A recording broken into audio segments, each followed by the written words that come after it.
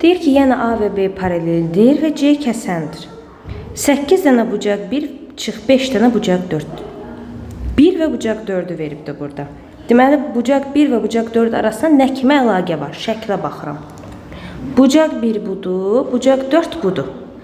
C kəsəndirsə baxıram, hər ikisi daxildə yerləşir və C'nin fərqli tərəflərində yerləşirlər. Deməli, bucaq 1 və bucaq 4 çarpaz bucaqlardır. Və A və B bir-birinə paraleldirsə, çarpaz bucaqların hansı xassəsi var idi? Çarpaz bucaqlar bir-birinə bərabər olurdu. Yəni, bucaq 1 ilə bucaq 4 bir-birinə bərabərdir. Rahat olsun deyə mən bunları x-la işarə edirəm. Bucaq 1'in yerinə də x, bucaq 4'ün yerinə də x qoyuram.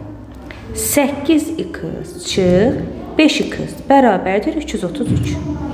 Buradan mən 3x bərabərdir 333 olduğunu, x-in isə 111 olduğunu aldım. Deməli, bucaq 1 də, bucaq 4 də bir-birinə bərabərdir və 111 dərəcədir. Məndən bucaq 3'ü soruşur. Bucaq 3'ün bucaq 1 və ya bucaq 4 ilə əlaqəsinə baxıram. Baxıram.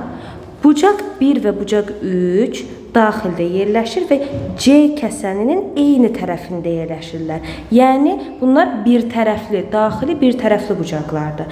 Daxili bir tərəfli bucaqların cəmi neçə dərəcədir bilirik ki, A və B bir-birinə paralel olduğu üçün 180. Yəni, bucaq 1 üstə gəl, bucaq 3, bilirəm ki, 180 dərəcədir. Buradan mən bucaq 3'ü tapmaq üçün 180'dən bucaq 1'i çıxmalıyam. Yəni, 180'dən 111'i çıxıram. Cavab qalır 69 dərəcə və ya bucaq 4 ilə əlaqəsi nədir bucaq 3'ün? Bucaq 3 ilə bucaq 4 qonşu bucaqlardır.